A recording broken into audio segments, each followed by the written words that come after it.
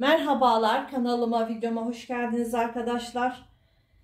Bugün penyeden bir erkek yakalı pijama üstü dikeceğiz arkadaşlar. Gördüğünüz gibi kumaşımı ben ikiye katladım bu şekilde. Ve şimdi kendinden klapalı olacak. Kumaşım penye çiften 150 santim, boyu da 2 metre. Evet arkadaşlar, şimdi öncelikle kendinden klapa olacağı için şöyle 13 santim kenarlardan bir çizgi çiziyorum. Burayı klapamız için çiziyoruz. Ve burayı düz bir şekilde aşağıya doğru indiriyorum.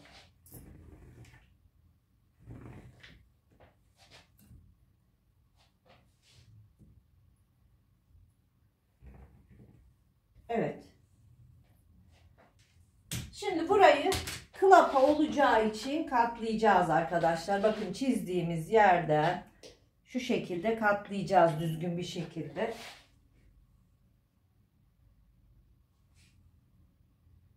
Katladıktan sonra da iğneleyelim kaymasın. Hemen iğne takalım birkaç tane.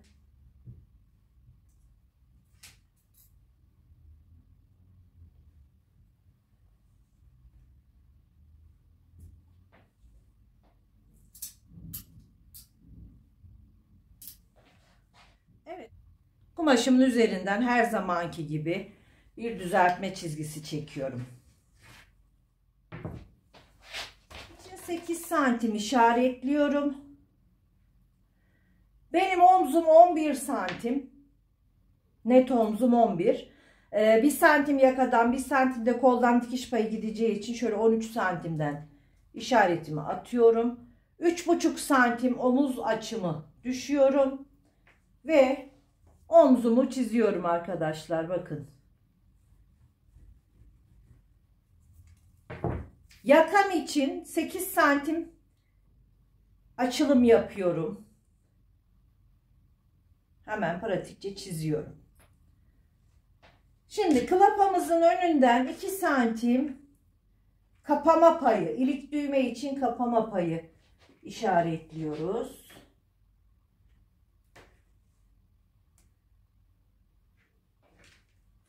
Bunu da aşağıya doğru indiriyorum.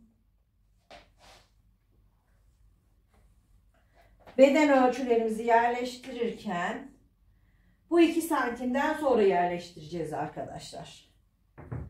Şimdi bu beden benim 48 beden. Bu bedende göğüs düşüklüğü 28 santim arkadaşlar. Bakın 28'i hemen çiziyorum. Göğüs hattımı belirliyorum. Bel hattım 47. Basen hattım da 67 arkadaşlar. Pijamamın boyunu da ben şöyle 70 santim istiyorum. 2 santimde dikiş payı veriyorum. Bunları düz bir şekilde uzatıyoruz.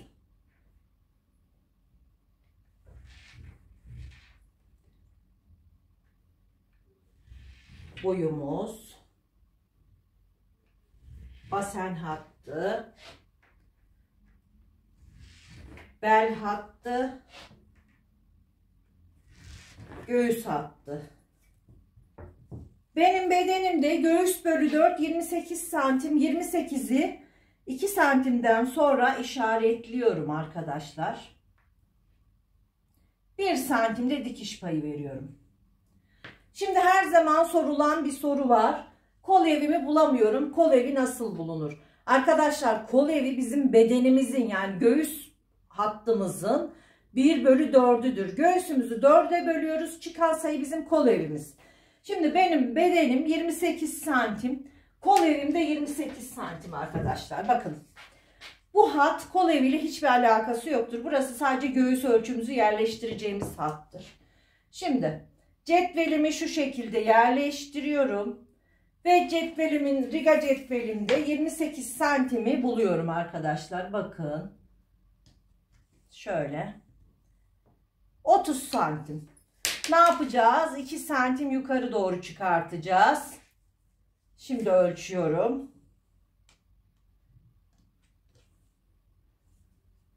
Evet, 28 santim. 28 santimi bulduk arkadaşlar. Şu şekilde çiziyoruz. Bakın.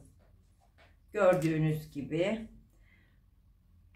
Öncelikle ön bedenimizi çiziyoruz, kesiyoruz arkadaşlar. Bu ön bedenimiz. Şimdi ön kol evini çiziyorum. Bu şekilde. Şimdi basen bölü 4 işaretliyorum. 1 santim dikiş payı veriyorum. Şimdi burayı da çizerken riga cetvelimizi bakın bir ucu basende, bir ucu göğüste olacak şekilde yerleştiriyorum. Bel hattını geçene kadar çiziyorum.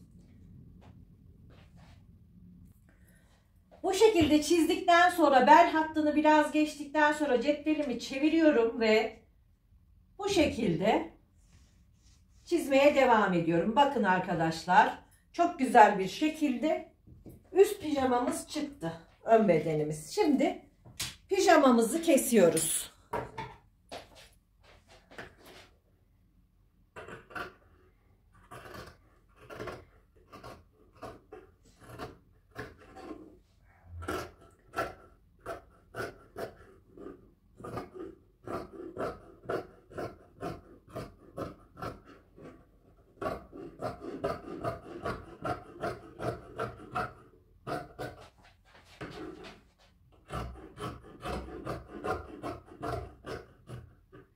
Ön bedenimizi kestik arkadaşlar. Bakın. Bu şekilde ön bedenimiz kesildi. Klapamız burada katlı. 1-2 iğne daha takıyorum. Çünkü ön bedenimizi sererek arka bedenimizi keseceğiz arkadaşlar. Evet arkadaşlar, ön bedenimizi kumaşımızın üzerine yerleştirdik. Kumaşım rengi göstermeyeceği için düz yüzünü serdim. Ön bedenimde 2 santim kapama payı var. Onu dışarı attık arkadaşlar. Bakın onu dışarı atarak arka ortasını yerleştirdim. Şimdi burada yapmam gereken sadece omuzda 3 santim yükseltmek arkadaşlar.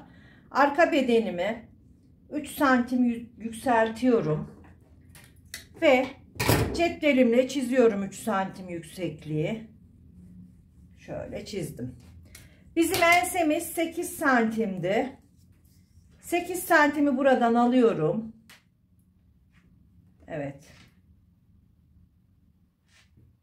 8 santimimizi işaretledik. Omzumuz ölçüyoruz. 13 santim. Şöyle 13 santimden omzumu çiziyorum. Bizim arka robamız 40 santim.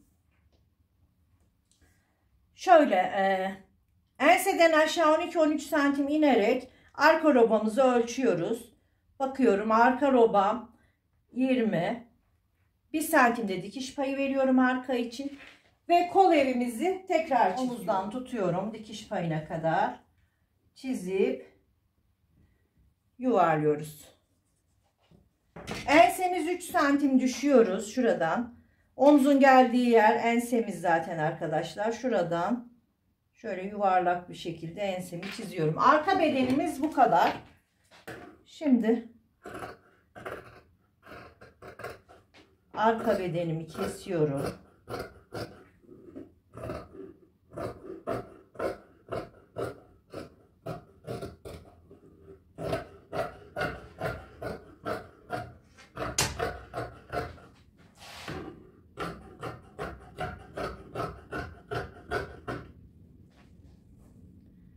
Ön ve arkamız çıktı arkadaşlar.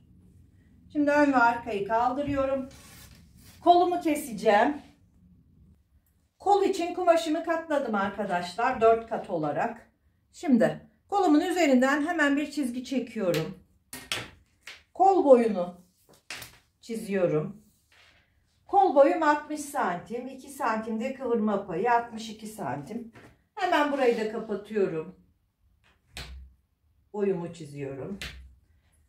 Manşetim 14 santim. 14'ten işaret atıyorum.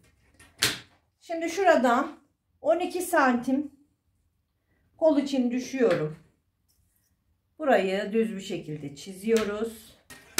Ve pratik bir şekilde kolumu hemen çiziyorum arkadaşlar. Kontrol ediyorum. Evet. Kol altında hemen çiziyorum. Pratik bir şekilde hemen kolumuzu kesiyoruz.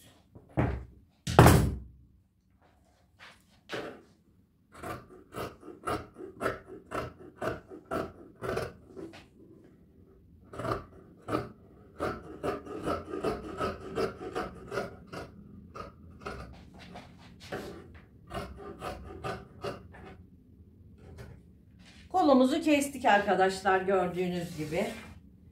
Kol ortasına hemen çıtımı atıyorum. Kolumu açıyorum.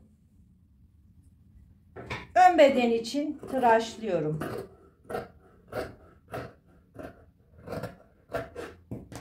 Şuradan ön için işaretimi atıyorum.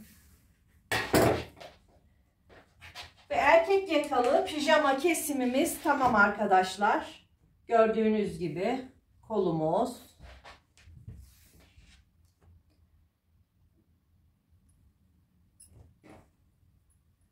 Arka bedenimiz ve ön bedenimiz. Bugünkü videom bu kadardı arkadaşlar. Bakın. Kendinden klapalı ön bedenim, arka bedenim ve kolumuz. Bugünkü videom bu kadar. Erkek yakalı pijama kesimi arkadaşlar. Dikimini ve yaka kesimini bir sonraki videomda paylaşacağım. Çünkü çok uzun olsun istemiyorum. Seyreden herkesin güzelce anlayarak kesip dikebilmesini istiyorum arkadaşlar. O yüzden bugünkü videomuz bu kadar. Bir dahaki videoda kesimi ve yaka kesimi ve dikimi ile görüşmek üzere. Hoşça kalın, sağlıkla kalın.